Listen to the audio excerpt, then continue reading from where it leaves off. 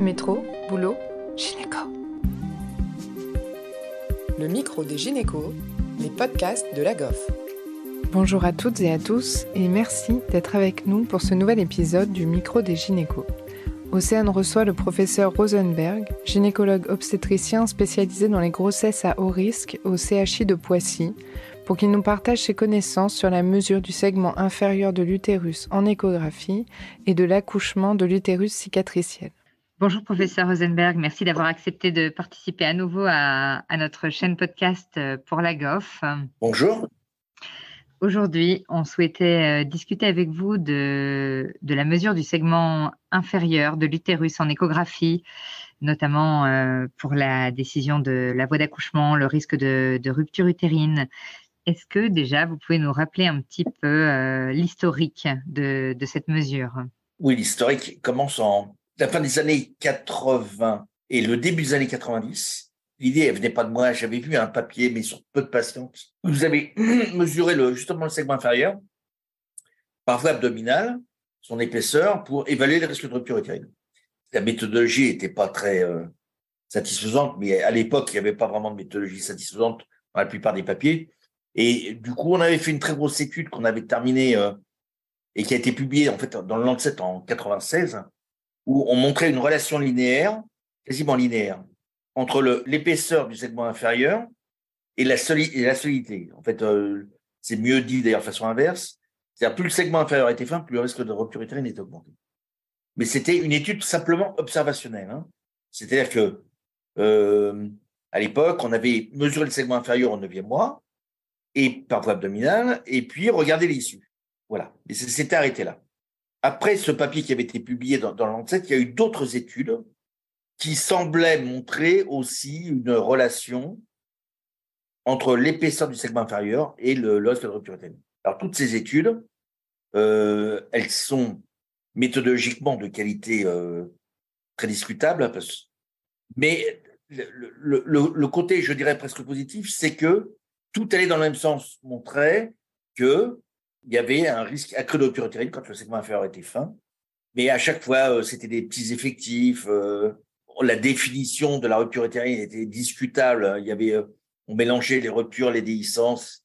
Voilà, il y avait un tas potentiellement de biais qui fait que conclure formellement à l'utilité de l'utilisation de cette échographie n'était pas possible, et on ne pouvait pas, d'ailleurs, et dans la recommandation française auquel j'avais participé sur l'utérus cicatriciel, on ne pouvait pas recommander l'utilisation de l'échographie pour évaluer les risques de rupture utérine. Et puis, finalement, comme ça traînait, j'ai remis mon nez à mon livre dans ce sujet.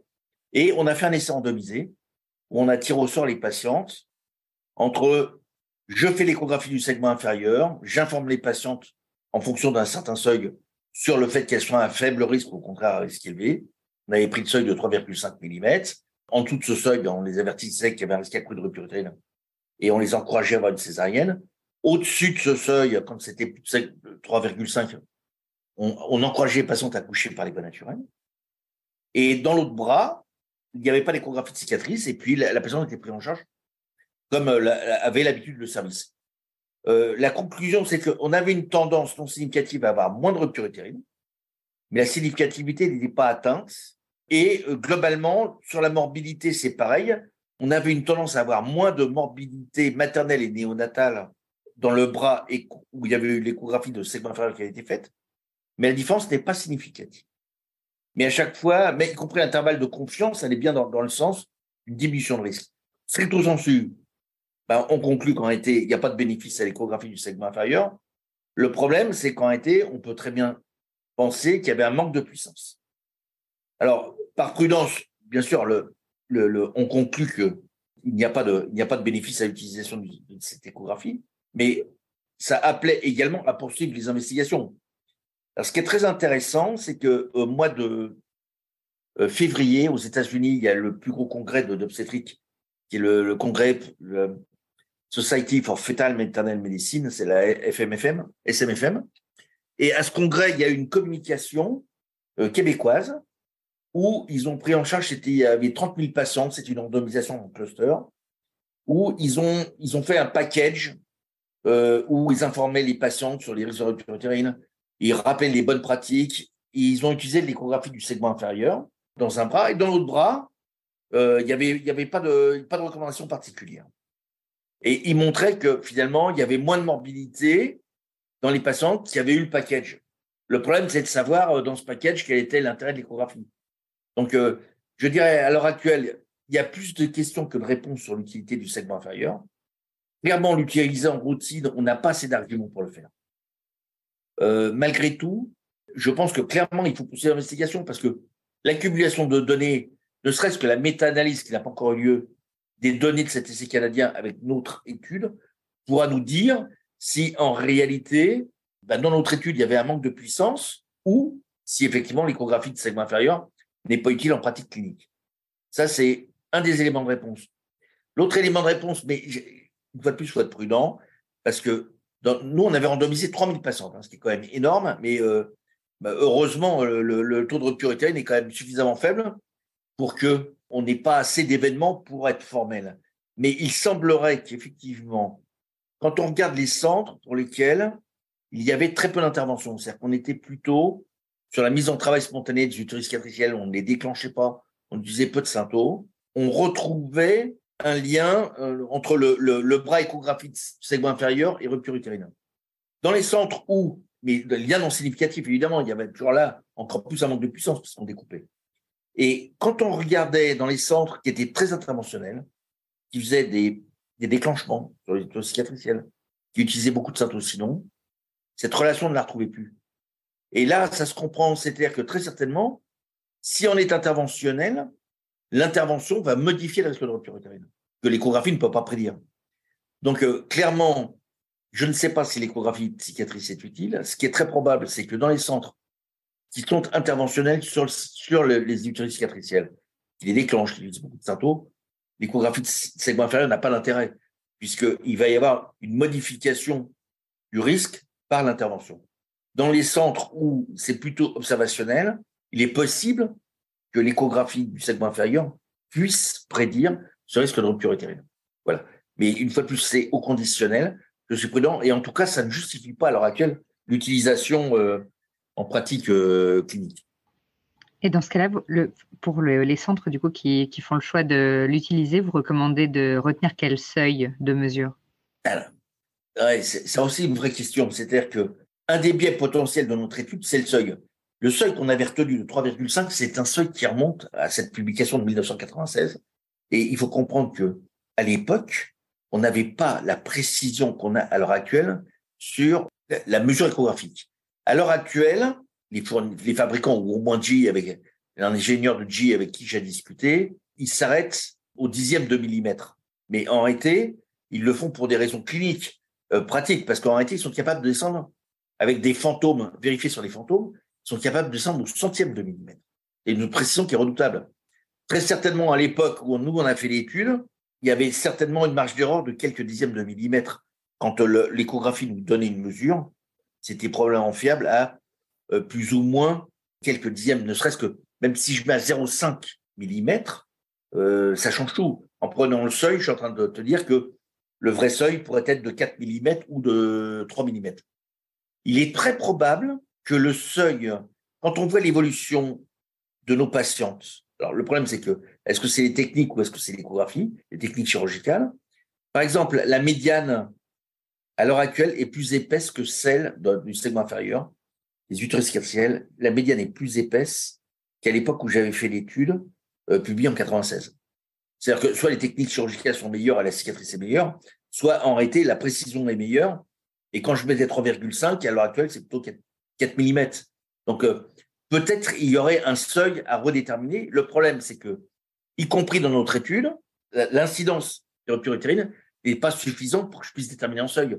Alors, de mémoire, il y avait une quinzaine de ruptures utérines. Diagnostiqué sur quels critères alors?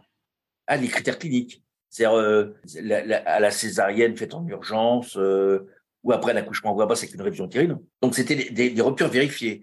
Et mieux, c'est que dans l'essai, tous les cas de rupture utérine et de déhiscence ont été revus par un comité indépendant, aveugle au bras de randomisation, pour essayer de introduire de l'aveugle. Et donc, ils regardaient les comptes rendus opératoires, ils regardaient l'histoire clinique, Et certaines ruptures ont été reclassifiées en déhiscence et les déhiscences sont classifiées en rupture. Mais ils ont fait ce travail de façon aveugle. Donc, point de vue méthodo, c'est parfait. Ce qu'il y a, c'est que dans le bras où il n'y avait pas d'échographie, on était à 1% de rupture utérine. Ce qui rapporte la littérature. La littérature, globalement, nous dit c'est environ 1% de la rupture utérine. Alors après, ça varie selon les centres, mais très certainement, quand on fait le travail en prospective, on tourne aux alentours de 1%. Alors après, il y a des études rétrospectives. Alors, on va dire, il y a moins de rupture utérine. La prévalence est plus faible. Mais en réalité, très certainement, ils sont passés à côté d'un certain nombre de ruptures. Mais disons qu'on tourne aux alentours de 1%. Dans le bras où il y avait les côtes cicatrices, on était à, je crois que c'était, on avait 7 ruptures utérines. On avait quasiment 2 fois moins. Le problème, c'est qu'une fois de plus, la différence n'était pas significative parce que les événements sont très peu nombreux. Voilà. Mais du coup, il y a trop peu d'événements pour qu'on puisse faire une courbe ROC. Donc, je ne peux pas répondre à cette question. Mais très certainement, le seuil de 3,5 est un seuil qui est obsolète et que peut-être il faudra un seuil un peu plus élevé. Le problème, c'est que si on veut véritablement, alors quand je vois les chiffres nous, on a dans notre étude, on a fait l'étude sur 3000 patientes, il en aurait fallu quasiment le double, un peu plus de 5000, pour montrer une différence significative sur le taux de rupture utérine. Donc, véritablement, il y a un manque de puissance, mais les études sont très difficiles à faire. Hein. C'est sûr. Je comprends que la question principale et que ce qu'on cherche, c'est vraiment à partir de quelle mesure il y aurait un intérêt à faire une césarienne systématique. Mais dans les centres où on décide de faire la mesure, est-ce que si on obtient un segment inférieur à 1 mm, on arrive à avoir une idée de son risque de rupture utérine si on la laisse entrer en travail ou si on la déclenche? On ne peut pas répondre à cette question. Alors, ce qui est sûr, c'est que dans notre étude, on ne peut pas justement dire à partir. Il y a trop peu d'événements. Alors, il faut attendre les résultats de l'étude québécoise. C'est, je crois, 30 000 patientes. Alors, il y en a la moitié, c'est randomisé en 2 groupes. Donc, il y en a que la moitié qui a dû avoir une échographie de segment inférieur, mais c'est de l'ordre de 15 000. Donc, leurs résultats vont être très intéressants pour savoir s'il y a un lien ou pas entre l'échographie et le segment, enfin, l'échographie segment inférieur, le risque de rupture utérine. Et s'ils ont pu, eux, déterminer, même rétrospectivement, redéfinir le seuil à partir des ruptures utérines qui auront été identifiées. C'est une étude qu'ils ont terminée? Oui, très certainement, ça va faire du New England Journal. Hein. D'accord. C'était la 2e ou 3e présentation.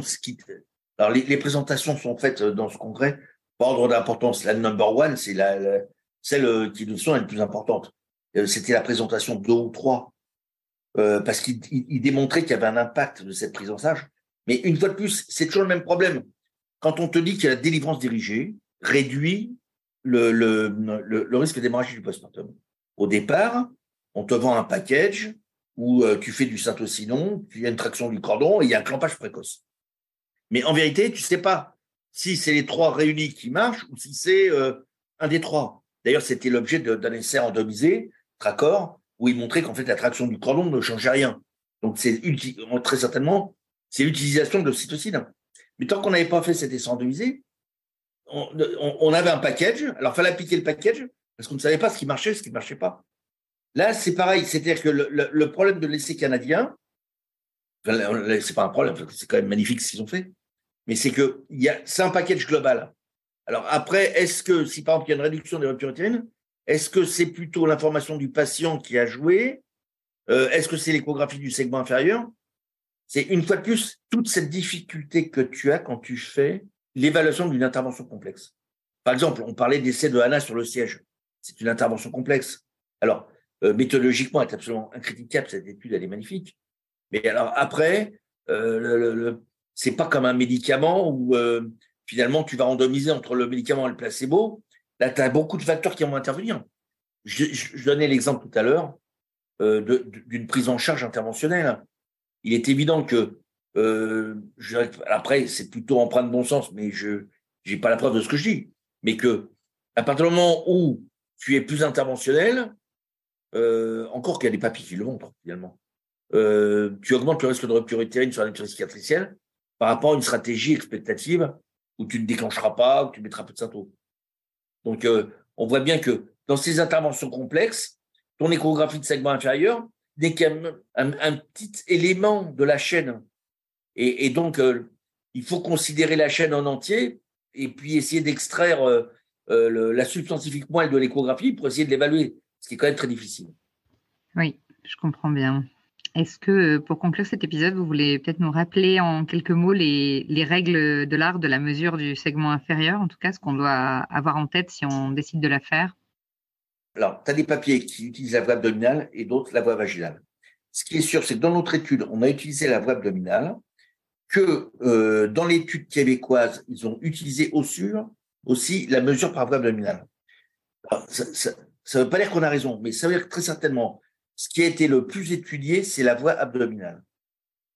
Parce que d'ailleurs, même par voie vaginale, tu le fais, il y a des seuils qu'ils ont proposés, mais une fois de plus, c'est que des études observationnelles. Donc, je ne crois pas qu'on puisse le recommander. L'autre inconvénient de la voie vaginale, qui est majeur, hein, et je pense que c'est une source d'erreur, c'est que tu es juste au-dessus du col et la cicatrice de césarienne est bien au-dessus. Puisque à l'heure actuelle, enfin, je pense que la plupart des gens respectent ces techniques-là, on ne fait quasiment plus de décollement vésico-utérin. Et donc, la cicatrice se trouve juste au-dessus de la vessie, ou en tout cas sur la partie haute du segment inférieur. Et donc, il était trop à distance par rapport à une sonde vaginale. Par voie abdominale, l'avantage, c'est qu'au contraire, on voit très bien la partie haute. Donc, c'est pour ça que je pense qu'il faut encourager la mesure du segment inférieur sur la partie haute. Ce qu'il faut, c'est que mesurer donc sur la partie haute du segment inférieur, juste sur le tiers supérieur, si je puis dire, de la vessie quand elle se remplit, du coup, puisque quand elle va se remplir, elle va envelopper le segment inférieur, si je puis dire, comme une sorte de ballon gonflable qui vient recouvrir le segment inférieur. C'est sur ce tiers supérieur qu'il faut faire la mesure. Il faut être bien perpendiculaire parce que l'erreur, ce serait de faire une coupe salami ou une coupe biseautée qui fait que du coup, tu n'es pas parfaitement perpendiculaire et du coup, tu allonges la mesure du segment inférieur. Et l'autre point qui est important, c'est que en étant parfaitement perpendiculaire, les limites sont parfaitement nettes sur le segment inférieur. Parce que comme le segment inférieur est un petit peu incliné, il faut que ta sonde soit bien perpendiculaire au segment inférieur, qui n'est pas perpendiculaire à la peau d'ailleurs. On comprend bien d'ailleurs que la vessie va modifier l'axe du segment inférieur par rapport à la peau. Et donc, que tu sois bien perpendiculaire au segment inférieur, et la netteté de ton image te le montre d'ailleurs, et ça évite cette coupe salami qui fausse la mesure. On retient, alors le mieux c'est que la vessie soit un peu remplie, il ne faut surtout pas qu'elle soit trop remplie, parce que trop remplie, le segment inférieur devient quasiment vertical, la mesure devient faisable quasiment par voie abdominale. Alors qu'un petit peu rempli, c'est suffisant pour avoir une image nette et avoir une mesure qui est facile. Et à l'heure actuelle, disons que la seule chose que je peux dire, c'est que ce qui a été le plus étudié par voie abdominale, c'est le seuil de 3,5. Parfait. Merci beaucoup, Monsieur Rosenberg. C'était très clair et merci d'avoir participé à nouveau. C'est toujours un plaisir de vous recevoir sur la chaîne. Merci à tous de nous avoir écoutés aujourd'hui. Rendez-vous la semaine prochaine pour un nouvel épisode. Vous retrouverez toutes les ressources et références de ce podcast dans la description et surtout, n'hésitez pas à vous abonner à la chaîne, à lui accorder 5 étoiles, voire même à en parler autour de vous. Métro, boulot, gynéco.